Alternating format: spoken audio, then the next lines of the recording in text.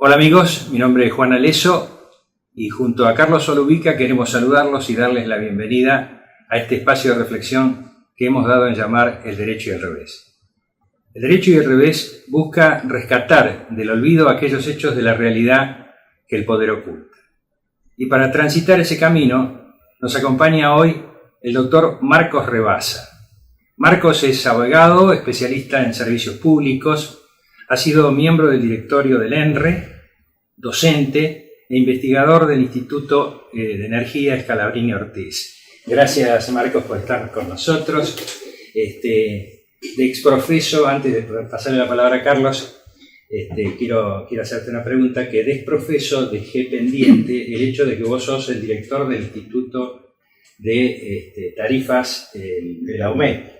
Sí. Y justamente lo dejé porque es el tema realmente. Yo, cuando estábamos preparando la entrevista para contigo, me acordaba en el siglo XIX, cuando todavía se hablaba de corriente alterna, corriente continua, esa discusión que había de Tesla que quería que la energía, a diferencia de justamente Edison, fuese un derecho humano. Recientemente lo hemos escuchado a Aranguren decir que para él obviamente no es un derecho humano la energía de ninguna característica. Pero en realidad lo es porque afecta el devenir diario de todas las personas. Entonces, justamente, abusando de este hecho de que vos estás en el observatorio de tarifas de la UMED, ¿cómo ves esta situación hoy? ¿Tenemos la posibilidad, desde el punto de vista del marco jurídico y demás, de poder retrotraer la problemática que está acuciando a la gente? Porque las tarifas ya casi son impagables para muchos y probablemente a lo mejor en el corto plazo sea para todos. Sí, ese es un tema muy grave que lamentablemente tiene un final durante la etapa de este gobierno, que tiene su terminación, Dios quiera, a fin de año. Y yo veo con pena que el gobierno no va a cambiar de actitud frente a las tarifas. Veo con pena porque es como dijo alguien el otro día, están cerca del precipicio y en lugar de dar la vuelta aceleran. Como un símbolo de que no están viendo o no quieren ver o no pueden ver o una mezcla de todas esas cosas, cómo la gente sufre el tarifazo. Lo sufren las personas y yo diría que aún más para la economía del país la sufren las pequeñas empresas. Sí. Tanto igual que las personas, pero más todavía esas empresas que dan trabajo, esas empresas que están en todos los barrios de las ciudades del país y que o pequeñas industrias inclusive, y ahora están llegando a las grandes también el problema, que no soportan una tarifa que, como dice la Corte Suprema, son desmesuradas, son confiscatorias, lo dice la Corte, no lo digo yo, lo dice el máximo tribunal, es decir, que no tienen razonabilidad. Y la Corte dice, ¿cuál es la razonabilidad? Y lo define, dice, la razonabilidad es la gradualidad. Define qué es razonabilidad. Ustedes habrán escuchado que siempre se habla de tarifas justas y razonables. Bueno, ¿quién interpreta que es justo y razonable? Bueno, en cada momento es diferente. Y en este momento la Corte dijo, son razonables cuando son graduales. Ahora, yo me pregunto y le pregunto, estas tarifas de electricidad y gas, con estos aumentos desmesurados del 2.000, del 3.000% y en algunas categorías del 4.000%, ¿tienen gradualidad? No tienen.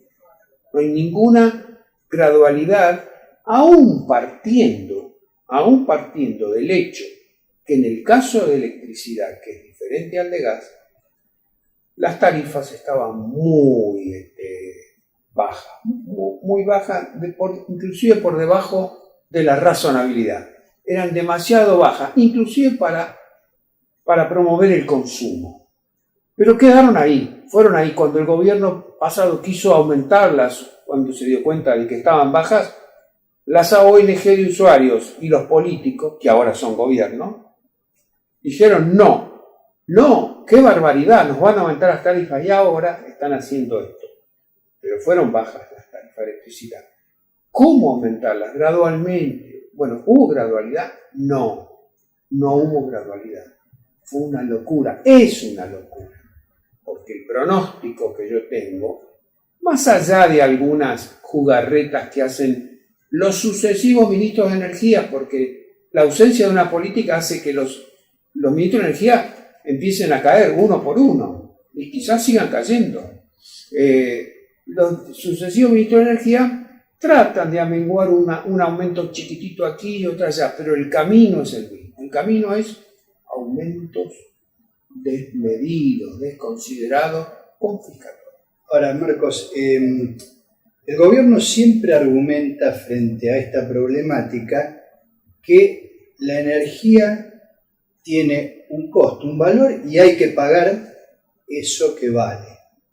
Sí. ¿Realmente esto es así? O sea, hay un cálculo del costo porque nos hablan de que hay que pagar lo que vale, pero la verdad que desconocemos de qué forma calculan ellos el costo de los distintos componentes energéticos.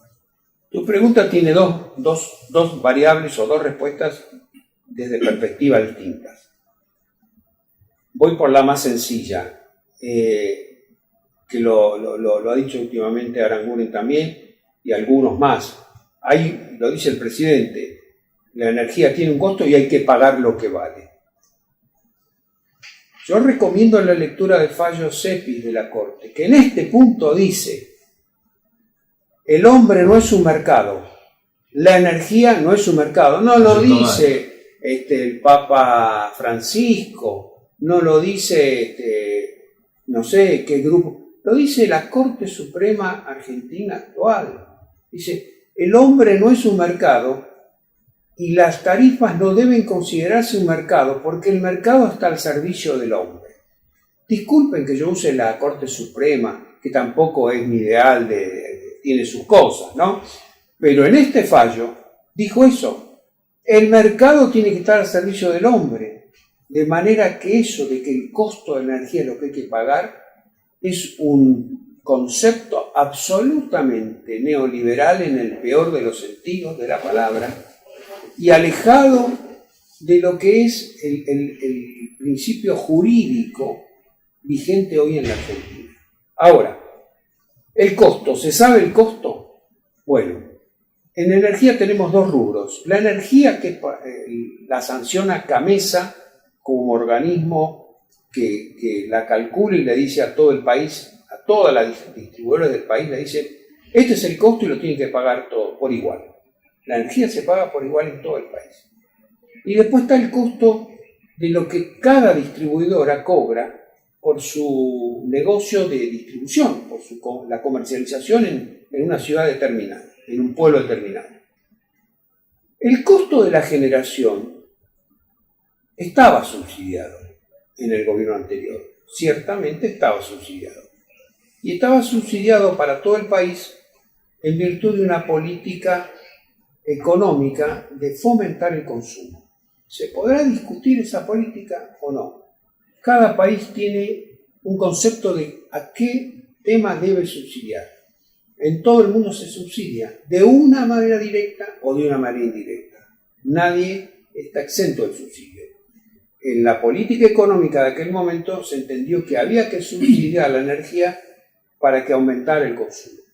Esta es una discusión para economistas ajena a esta entrevista y a este momento donde yo hablo por energía. Pero existió ese concepto de la necesidad de subsidiar y entonces estaba subsidiada. Estaba subsidiada la energía eléctrica, la generación. ¿En exceso o no? Eso es otra discusión, la podemos dar. Pero lo cierto es que estaba subsidiada. Cuando viene este gobierno dice, estaba subsidiada la energía, entonces ahora la vamos a actualizar.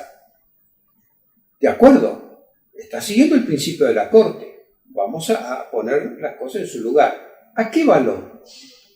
¿Al valor del costo? Perfecto, al valor de su costo. ¿De qué manera? Con gradualidad. ¿Lo hizo con gradualidad? el aumento de la energía? No, lo hizo en forma abusiva, extemporánea, abrupta, pónganle al adjetivo que ustedes quieran, desconsiderada, confiscatoria, desde el punto de vista legal. Ahora, ¿ese cálculo estaba bien hecho? Bueno, y aquí entramos en un terreno resbaladizo. CAMESA es un organismo que tiene un prestigio profesional muy grande. Es más, yo diría que sin CAMESA el sistema eléctrico argentino no funcionaría, porque no solo administra los contratos de cómo se vende y se compra energía, sino que administra el despacho de cargas técnico, que creo que está en una localidad Pérez, del norte de Buenos Aires o de Santa Fe, no recuerdo bien exactamente. Desde ahí se despacha todo el sistema eléctrico y se dice cuando una máquina entra y otra sale, se corta una y otra. Pero más allá de ese prestigio profesional, CAMESA también es un organismo misterioso, es como un gran misterio. Ellos tienen una fórmula de cálculo para decir que la generación vale tanto. Entonces dicen, va este combustible, va este otro combustible, va la generación fría, va la generación caliente, va la que está en reserva, van los sobrecostos de despacho, va esto. Es un galimatías que solo lo entienden ellos. Y lo tratamos de entender los especialistas también. ¿Y qué observamos cuando vemos esa fórmula de los costos? Y observamos que hay un exceso de costos que ubican a la energía en 70, 75 dólares el megavatio. En Europa y en Estados Unidos el megavatio está en un promedio de 35 o 40. Depende de los países y de los lugares. El doble. Nosotros tenemos el megavatio el doble. ¿Se justifica? No, no se justifica. No se justifica en un país que tiene recursos naturales, energéticos. Tiene petróleo, tiene gas, tiene energía hidroeléctrica. Entonces tiene nuclear. Entonces hay algo en ese cálculo que hace CAMESA que no está bien, pero que se ha consolidado en el tiempo y que hasta los más profesionales de mejor buena voluntad lo aceptan y lo reconocen sin discusión. Y esto es lo que se viene a futuro. La discusión de cómo se sancionan los precios de la generación en la Argentina. Que nosotros entendemos, porque cada cálculo es una renta para esto, una renta para este otro, una renta para esto. ¿Por qué se calcula el agua que no tiene gasto a tal precio? ¿Por qué el gas? ¿Por qué las térmicas? ¿Por qué las nucleares? ¿Por qué los sobrecostos? ¿Por qué los combustibles? Todo esa fórmula compleja hay que revisarla. Y hay que revisarla para llegar a un costo razonable, si no el país no se desarrolla. Hay que revisarla si hay un cambio de gobierno. Estoy pensando en un cambio de gobierno. No, digo porque si no le prendieron pelota a la Corte Suprema. No, este gobierno, no solo eso, sino que este gobierno intervino CAMESA a ese grupo de profesionales que trabajan con la mejor profesional y buena fe y vaya a saber qué presiones también para que ese cuadro quede siempre consolidado ahí. Además la intervinieron, así que yo no tengo ninguna esperanza de que eso se modifique. Yo estoy pensando ya en un futuro gobierno que debe cambiar el precio de la generación y adecuarlo al desarrollo del país. Hoy hay una conciencia generalizada que no hay desarrollo de la economía argentina, un desarrollo productivo, un desarrollo industrializador, que es el que todos anhelamos, sino baja el precio de la energía. Porque este desarrollo en el cual vos pensás, obviamente está vinculado a la energía, sin duda. Hay dos pilares que tienen que ver, más de dos pilares, pero dos pilares fundamentales que este gobierno ha destruido, ya sea, por ejemplo, por el aumento de tarifas, hace baja de consumo y obviamente no necesitan inversión. Y por el otro lado, cierran las escuelas y los institutos para que no haya educación. Dos de los pilares básicos del desarrollo. Así es. Bueno, ahora, por lo que vos decías, esta fórmula que está cristalizada, que es la que utiliza CAMESA, no se ha discutido no solo en este gobierno, sino en el anterior tampoco. Así es. O sea, Así es. Está consolidada. Está consolidada, con lo cual es un tema que deberemos machacar mucho si hay un cambio de gobierno, porque podría ocurrir que no se dé esta discusión y este intento de cuestionar esa fórmula consolidada, ¿no? Siga participando. Así es. Porque justamente vos decías, nosotros somos un país que tiene recursos energéticos, somos un país pobre en términos de esos recursos. Somos un país pobre en términos de dólares, porque no generamos la cantidad de dólares suficientes a través del comercio exterior para sustentar el desarrollo, pero es otra discusión. Pero en energía tenemos recursos propios. Yo lo que te quería preguntar es cómo ves vos la perspectiva del desarrollo de las fuentes no convencionales, o sea el petróleo o el gas que se extrae mediante estos procedimientos del fracking, o ya sea otro tipo de innovaciones como es la energía eólica, o sea, todo esto que tiene que ver con cómo se compone la matriz energética del país para que sea lo más equilibrada y sustentable posible. ¿Cómo ves vos que estamos en ese tema? ¿Cómo ves las perspectivas de los, como te decía antes, los recursos energéticos no tradicionales? Bien. Lo que vos planteás es el gran dilema de los que pensamos la energía a mediano plazo o hacia el futuro, con la perspectiva de cambiar nuestra matriz energética, que es fundamental hacerlo, porque es una matriz de hidrocarburos dependiente, ¿no? Ya diría casi de gas dependiente. Ahora bien, como todo, los extremos son malos. Y el dilema y la discusión hoy, en este punto, es la siguiente. ¿Tenemos que ir hacia energías renovables?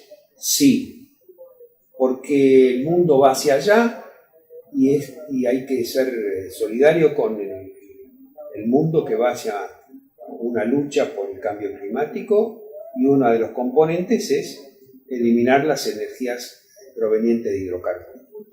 ¿Hay que hacerlo? Sí. ¿Hay que hacerlo de esta manera como lo está haciendo el gobierno? No. ¿Por qué? Porque precisamente el gobierno no está haciendo un cambio hacia las energías renovables, sino hacia los negocios financieros. El programa de energías renovables del gobierno es un negocio pampa para la energía. Cuando digo negocio pampa, ustedes entienden. Sí. Se importan todos los... Primero, con el ahorro argentino financiamos a las empresas que se presentan en las licitaciones Renovar, en las 3 y otras más que está sacando el gobierno. Lo financiamos nosotros. ¿Cómo lo financiamos? Lo financiamos eximiéndolos de todo, eximiéndolos de impuestos, de aranceles de importación, de IVA, de todo lo que se te ocurre. Entonces, ellos licitan por un precio teórico de 50, 40, 50, 60 dólares el mega, y la realidad es que si sumas todo esto, nos está costando al país económicamente 100, 120, 150 dólares. Pero aparte de eso, de que nosotros con nuestro ahorro financiamos a estas empresas importan todo. Toda la mentirita de que si es nacional, un 10%, el 95% de las eólicas, de las solares fotovoltaicas, esos paneles, esos paneles que andan en el suelo, que son todos chinos. No tengo nada contra China, pero lo importamos todo de China. Lo único que hacemos es armarlos y ponerlos. O sea, se nos van divisas por ese lado. Se nos van divisas porque son contratos a 20 años que tienen liberada los dólares afuera. O sea, pueden dejar sus dólares afuera o llevárselos sin ningún problema. O sea que al país le queda un pico de energía renovable, bien, en ese sentido lo veo bien, pero no resuelven ni el problema energético a corto plazo, ni a mediano plazo, porque tienen un límite también, podemos hablar de esos límites, y con un costo tremendo para el país. Entonces, pero ustedes me pueden decir, ¿y entonces qué? ¿No seguimos polucionando el mundo con hidrocarburos? Y sí, seguimos polucionando mientras tengamos un desarrollo de las otras no polucionantes, que son la energía hidroeléctrica. Este gobierno paró las 2 centrales del sur. La nuclear, que paró las 2 centrales donde no poníamos un peso y lo financiaba China. Y una era con tecnología nacional, la otra con un avance de la Argentina en la tecnología que predomina en el mundo en nuclear, que es el uranio enriquecido. Paró las hidroeléctricas, paró las nucleares. Y con respecto a los hidrocarburos, en la transición no hay alternativa energética. Somos gas dependientes. Tenemos que incrementar la producción de gas con todos los recaudos ambientales que se puedan. Existen los recaudos para que la contaminación de los hidrocarburos o del fracking sea lo menor posible. Y eso depende del Estado. Ahora, ¿el Estado está presente en ese desarrollo de los hidrocarburos? No está presente. Es un viva la pena. Por eso este gobierno hace todo mal, porque inclusive yo soy partidario de un desarrollo de Vaca Muerta, pero en condiciones en las cuales el Estado esté presente. Y el Estado está ausente, en todos los sentidos. Y por eso las pujas que se dan respecto de Vaca Muerta, que son pujas muy importantes, pero pujas entre intereses de las cuales el pueblo está haciendo. Marcos, recién hacías referencia a Vaca Muerta. Y ahí hubo toda una discusión que da para analizar cómo se cambian los criterios según quién es el beneficiario de determinada política.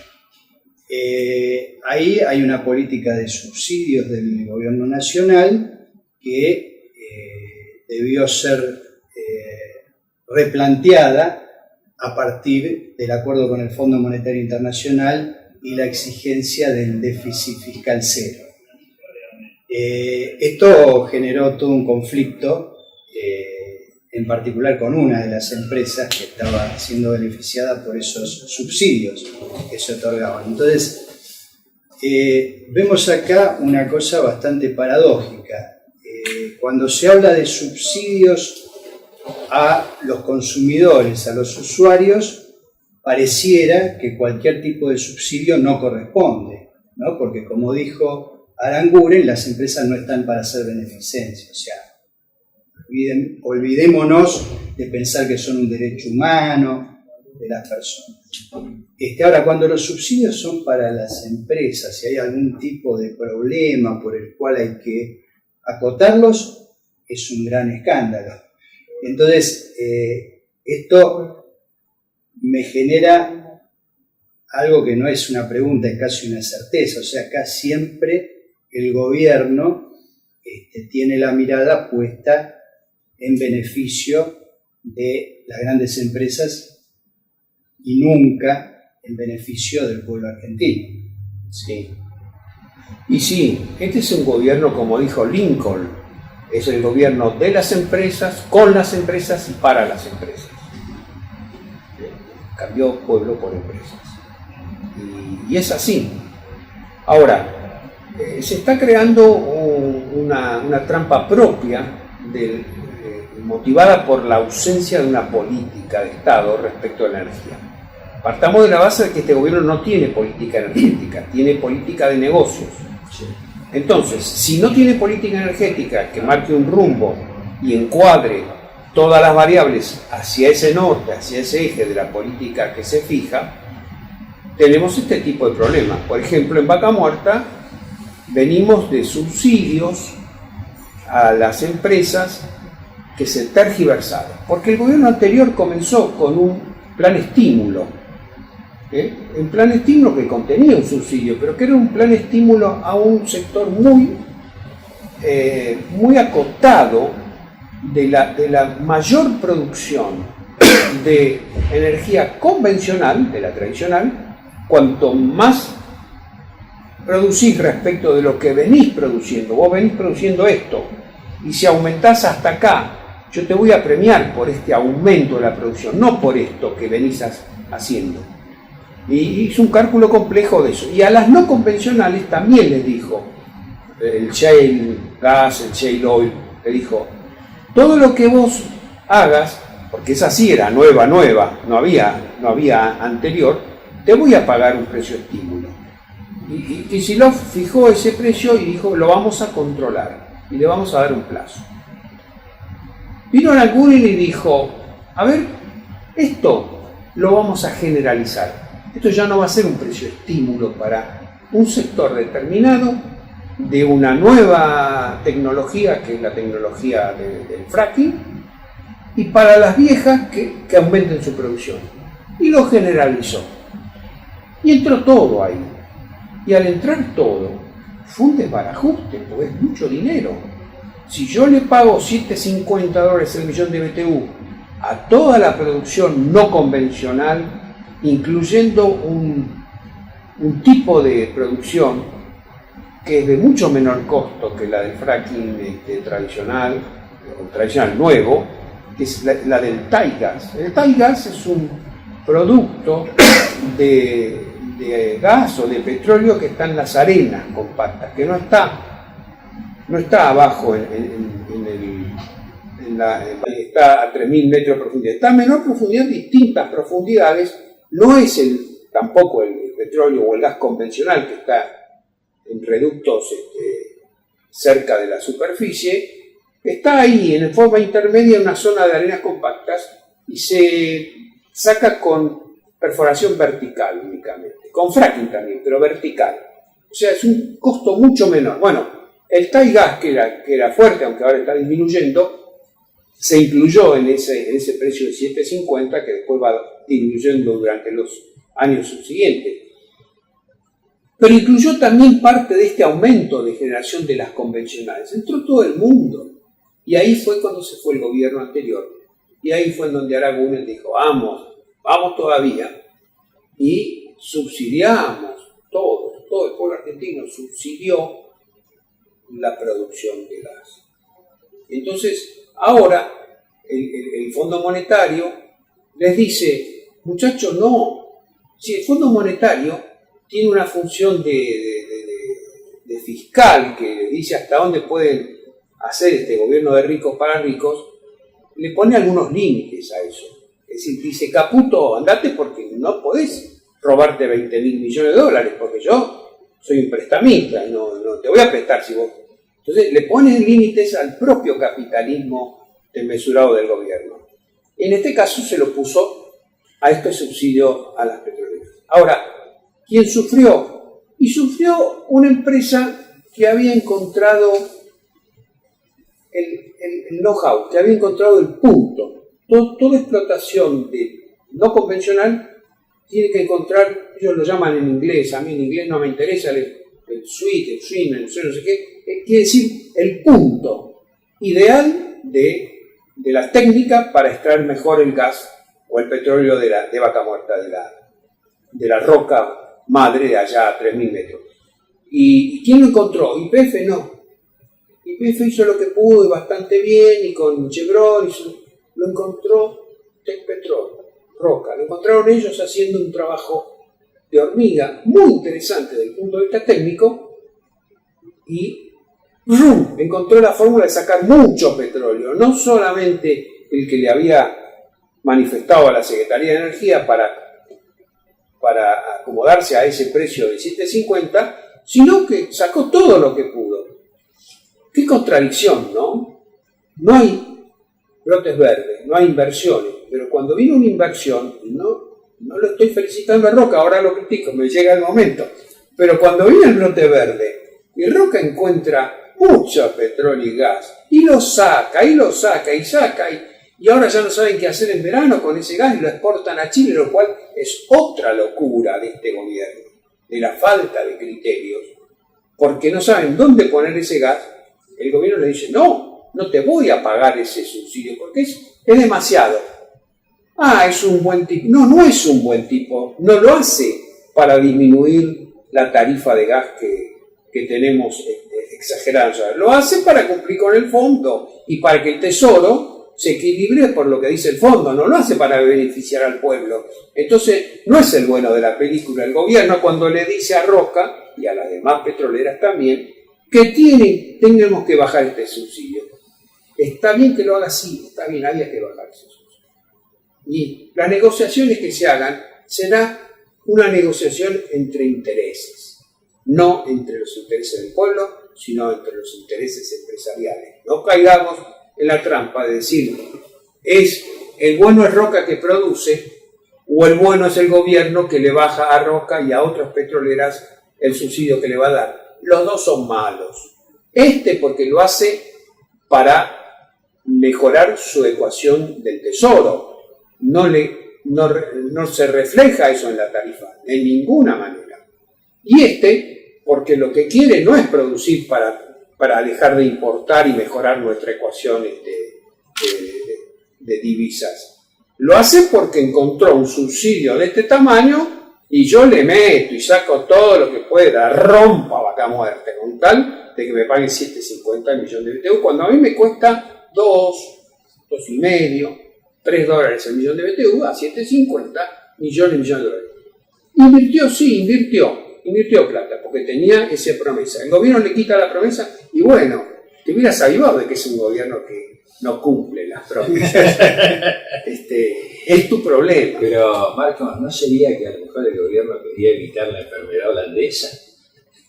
No, es muy sutil. No, vos me estás poniendo en la piel. Pensar que este gobierno tiene criterios como ese, no, este gobierno no puede llegar a ese nivel de conceptualización de ninguna manera. Le hubiera dejado, si el fondo no venía, le hubiera dejado ese subsidio, un subsidio exagerado en este momento, porque nosotros tenemos que poner a los hidrocarburos en una realidad. ¿Cuál es la moraleja de esto? La moraleja es, necesitamos el gas de vaca muerta. Sí, señor. Lo necesitamos al costo más una ganancia razonable. No a este subsidio de 7.50, ni de 7, ni de 6.50. En el mercado internacional, el gas está en $3, $2.5, $3 el millón de BTU. Nosotros tenemos que estar a más porque no somos una industria con los costos que tiene Estados Unidos. Pongámosle un poco más, pongámosle 3, 3.5, 4, pero no 6, 7.50. Entonces, necesitamos ese gas como una transición en la matriz hasta que las renovables, las hidroeléctricas que paró el gobierno, las nucleares que paró el gobierno, nuevas hidroeléctricas, nuevas nucleares aparezcan en la matriz, en esa transición necesitamos bien controlado. El fracking bien controlado no es contaminante. Ahora, si no es bien controlado y si se lo dejamos a Neuquén solamente, esa es otra gran discusión. ¿A quién pertenecen los recursos naturales? Pues eso nos viene una modificación constitucional. Nos viene de herencia de los 90. Nos viene de herencia de la Constitución del 94 mal interpretada. Mi doctorado, que estoy haciendo en este momento en la Facultad de Derecho, sobre la propiedad de los recursos naturales. ¿De quién son? Mi interpretación de la Constitución del 94 es clara, pertenecen al pueblo argentino. Las provincias solamente son administradoras. Pero todavía hay gente del gobierno anterior, y de por supuesto, los intereses de las empresas están en la interpretación de que pertenecen a las provincias. Y las provincias chochas, porque tienen su manejo de un recurso valioso. Pero es absolutamente absurdo y ridículo pensar que el recurso natural de la minería, cualquiera que sea, entre las cuales están los hidrocarburos, pertenezca a las provincias, porque en ese simple razonamiento, el recurso natural suelo, entonces pertenece a la provincia de Buenos Aires, Santa Fe y Córdoba. La pampa húmeda, la riquísima pampa húmeda argentina, pertenece a los tres gobiernos esos, porque cuando el recurso suelo es el recurso y sus frutos, que son la ganadería y la agricultura. Sí. Pensar que eso pertenece a las provincias y no al pueblo argentino es un absurdo total. No, sí, es un federalismo absurdo en un país que sigue manejándose de manera centralista. Con esa contradicción adicional. Absolutamente de acuerdo. Claro que además el hecho de que el recurso lo manejen las provincias, sino la nación, le viene bien a las empresas. A las provincias les viene bien porque manejan los recursos propios, pero a las empresas les viene bien porque no es el mismo el poder de negociación de una provincia que del poder nacional. Absolutamente. Del poder Sí. nacional. No, Se no, lo veamos. vos hablabas del tema de que no es contaminar, que es bien manejado desde el punto de vista seguramente regulatorio y demás, no es contaminar. Pero el problema es que justamente yo te diría que desde no estacionar en donde corresponde, de ahí en más, el cumplimiento de las regulaciones está absolutamente perdido. Totalmente, y por eso condiciono. Digo, sí se puede seguir trabajando y es necesario tener energía para el desarrollo económico argentino a través de Vaca Muerta, sí hay una política nacional superadora de la provincial y una regulación medioambiental también superadora, controlada por las provincias porque constitucionalmente les corresponde a ellas controlarlas, pero supervisada nacional. Por ejemplo, una ley de presupuestos mínimos del manejo del petróleo y el gas, que es nacional. Por la Constitución, la ley de presupuestos mínimos son nacionales, supervisando a cada provincia. O sea que ese no es el obstáculo es el mal comportamiento, como decís vos, que cualquiera de nosotros puede tener en su vida diaria, ¿no? Claro, ese es el problema verdaderamente. Y decime una cosa, ¿vos asignarías que esto es inclusive de menor digamos, generación de problema ecológico o ambiental que las anteriores métodos de producción? ¿Del gas? ¿Tradicionales? Sí, de gas y de petróleo. No, esto tiene mayores riesgos. El no convencional tiene mayores riesgos, pero un no convencional bien controlado puede tener menores riesgos que un pozo de petróleo tradicional que sus excesos, que siempre hay, sus accidentes, no se controlen y te dejen zonas llenas de petróleo como ha ocurrido en todo el interior. O sea, en ambos casos, si no hay control, hay riesgo. Hay mayor riesgo. Yo preguntaba porque en realidad el tradicional, por ejemplo, vos hacías una perforación y la simple, digamos, el combustible, el petróleo, era expulsado naturalmente. En tanto que aquí, de pronto vos estás produciendo explosiones en determinados lugares y demás. No sé, inclusive hay comentarios sobre, que no lo creo, pero Problemas sísmicos. Exactamente. No, sí. no, absolutamente descartado. La ventaja de Vaca Muerta tiene varias ventajas. En Estados Unidos, el shale gas, la revolución del petróleo en Estados Unidos, tiene mucho metal. Que proviene del shale gas, es porque ellos tienen la roca madre a 200 metros de profundidad y la tienen en zonas pobladas.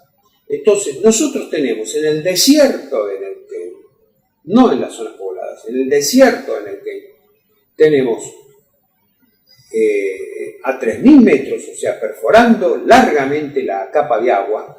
Si el encamisado de las perforaciones se hace correctamente, atraviesa la capa de agua y no contamina, si se hace correctamente. Para lo cual hay controles y hay fórmulas técnicas para hacerlo. O sea que es menos riesgoso que el de Estados Unidos. Y la sísmica, se han hecho pruebas, no tiene mayor resultado de todas las pruebas que se han hecho. Es muy raro el accidente.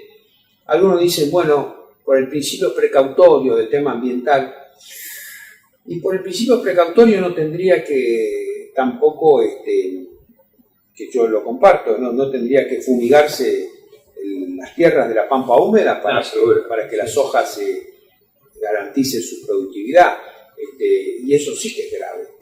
Eso es muy grave y muy concreto. Muy concreto. Yo tampoco estoy en contra de la soja y de la soja transgénica. Lo que digo es que las fumigaciones deben hacerse con un control adecuado que no se hace.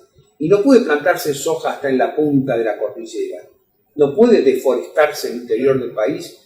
No hay un plan territorial, no hay un plan territorial del uso de nuestro suelo con visión de futuro, desalojando familias, matando gente para hacer un campo de soja, alejando a los pobladores.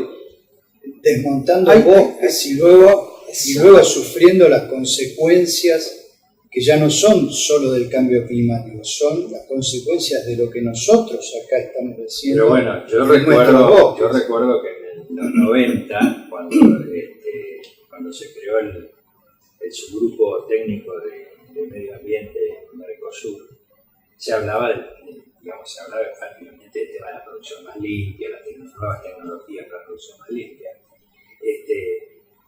de los distintos tratados y acuerdos que se querían lograr firmar, en donde Estados Unidos, que era el contaminante número 1, nunca participaba. Y hoy encontramos que en el sur del país, al lado del Perito Moreno, se están variando allí. Y por el otro lado teníamos el norte. O sea, se hablaba del cambio climático, está acá, ya llegó.